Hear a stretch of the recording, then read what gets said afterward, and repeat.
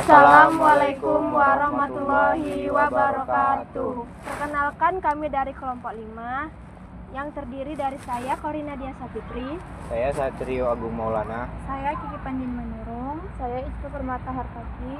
Di sini kami akan mengerjakan tugas video dari mata kuliah Proyek Sistem Informasi dosen pengampu Bapak Andrinata Eskom Mkom. Baiklah, di sini penjelasannya. Perkenalkan, nama saya Istu Permata Hartati. Di sini saya akan menjelaskan apa itu WBS, Microsoft Project, dan tujuannya. WBS atau Work Breakdown Structure adalah dekomposisi atau pemecahan proyek menjadi komponen-komponen yang lebih kecil.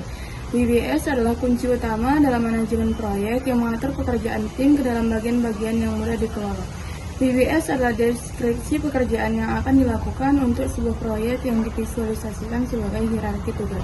WBS memiliki 3 tujuan. Yang pertama, menjabarkan rincian atau komposisi pekerjaan ke dalam tugas-tugas. Yang kedua, menjadwalkan pekerjaan proyek. Yang ketiga, memperkirakan biaya setiap tugas. Selanjutnya ada Microsoft Project, adalah perangkat lunak manajemen proyek yang dikembangkan dan dipasarkan oleh Microsoft. Program ini dirancang untuk membantu manajer proyek dalam mengembangkan jadwal, menugaskan sumber daya ke tugas, melacak kemajuan, mengelola anggaran, dan menganalisis beban kerja. Microsoft Project adalah aplikasi manajemen proyek yang digunakan oleh para profesional untuk merencanakan, mengelola, dan melacak perkembangan proyek secara sistematis. Tujuan Microsoft Project yaitu yang pertama ada membuat jadwal proyek dengan merinci tugas-tugas, durasi, dan keterkaitan antar tugas. Yang kedua ada memvisualisasikan jadwal proyek menggunakan Gantt chart. Yang ketiga ada mengelola sumber daya proyek. Yang keempat melacak kemajuan proyek.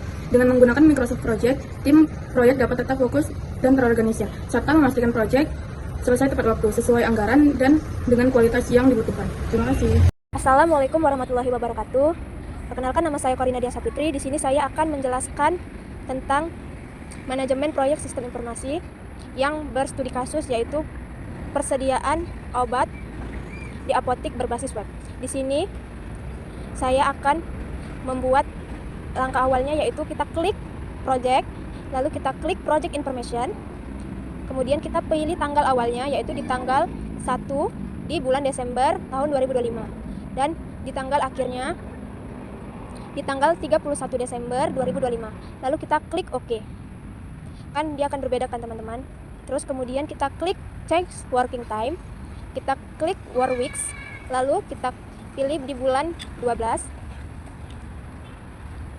di tanggal, terus kita klik details, kita klik satu days, lalu kita klik set days, baru kita ketikkan jam kerjanya dari jam 8 sampai jam 12 siang dan jam 1 siang sampai jam 5 sore. Lalu kita oke kan.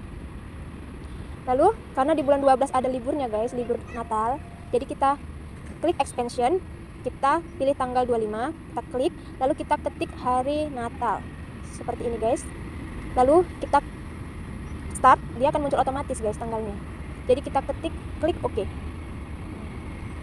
Kemudian kita akan munculkan tanggal-tanggal atau tanggal hari-hari liburnya guys. Kita klik kanan, lalu kita pilih time scale, lalu kita pilih non working time, kita pilih warnanya, kita pilih sesuai warna tanggal merah, berarti kita pilih warna merah.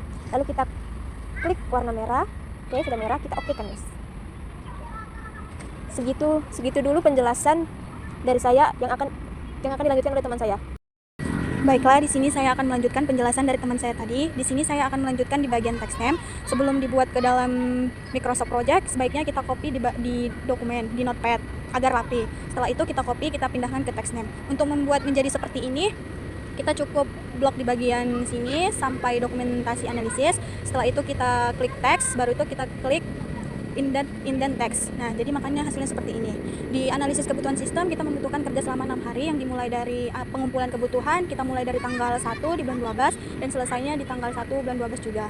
Untuk observasi alur stok obat dan penjualan, kita membutuhkan membutuhkan 1 hari yang dimulai dari tanggal 2 dan selesai di tanggal 2 juga, bulan 12 2025. Untuk analisis permasalahan sistem lama, kita membutuhkan waktu 1 hari yang dimulai dari tanggal 3 dan selesai di tanggal 3 bulan 12 2025. Untuk penyusunan DFD level 0 sampai 2, kita membutuhkan waktu selama 1 hari yang dimulai dari tanggal 3, selesai juga di tanggal 3 2025 bulan 12. Untuk penyusunan kamus data, kita membutuhkan waktu 1 hari yang dimulai dari tanggal 4, selesai juga di tanggal 4 bulan 12 2025. Untuk penyusunan IRD dan relasi tabel, kita membutuhkan waktu 1 hari, yaitu dimulai dari tanggal 5 dan selesai di tanggal 5 juga. Dan dokumentasi analisis, kita membutuhkan waktu 1 hari yang dimulai dari tanggal 6, selesai juga di tanggal 6. Nah, jadi pengerjaan untuk analisis kebutuhan sistem yaitu ada 6 hari kerja. Begitupun untuk selanjutnya, untuk desain sistem, untuk pengembangan sistem, pengujian sistem, implementasi dan pelatihan, dokumentasi dan laporan akhir, sama juga cara kerjanya seperti di analisis kebutuhan sistem tadi. Baiklah, di sini saya akan melanjutkan penjelasan WBS teman saya, yaitu buat prodi sensor. Pertama, itu di bagian analisis desain atau analisis kebutuhan sistem. Analisis sistem produser 1.1 pengumpulan data kita mulai di tanggal 1. Selanjutnya 1.2 observasi alur stok obat dan penjualan kita lakukan di tanggal 2 karena dan 1.3 analisis permasalahan sistem lama di tanggal 3 dan selanjutnya di 1.4 di tanggal 3. Kenapa kita buat 4 SS? Karena pekerjaannya dilakukan di hari itu dan diselesaikan di hari itu juga dan seterusnya. Baik, di sini saya akan melanjutkan penjelasan dari teman saya. Di sini kita masuk ke Gantt chart untuk mengambil judul-judul besar yang ada di sini. Setelah itu kita masuk ke resource sheet untuk membuat gaji-gaji yang ada di sini. Nah, di sini kita akan menaruh gaji-gaji yang ada. Misalnya pada ini kan masih 0. Di sini kita akan menaruh jadi misalnya 300.000 per hari. Lalu tekan enter. Terus di sini juga pada override-nya kita masukin 50.000. Nah, seperti itu. Untuk kayak tester, trainer, dokumenter itu sama aja untuk cara mengasih gaji-gajinya. Terus kalau misalnya di sini di bagian sini ada yang merah, itu karena pada ini belum dibagi. Dia defaultnya ininya pada resource-nya ini bakal 100%. Kita coba buat 100% dulu ya. Di sini kalau mau mengeluarkan jendela ini kita harus ngeklik 2 kali, terus kita masuk ke resource.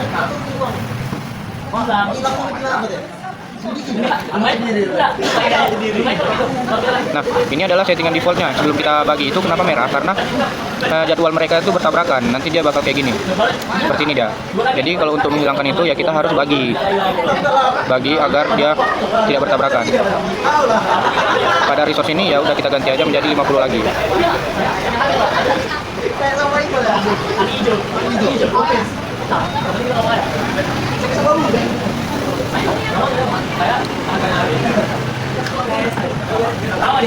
Oke, terus klik oke, terus nah ini udah dibagi nih.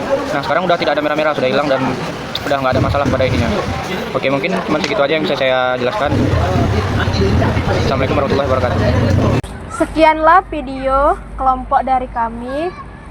Kami ucapkan wassalamualaikum warahmatullahi wabarakatuh.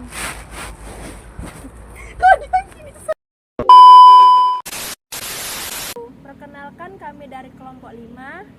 Di sini ada saya. Terdiri dari Apa coba? Di sini ada saya.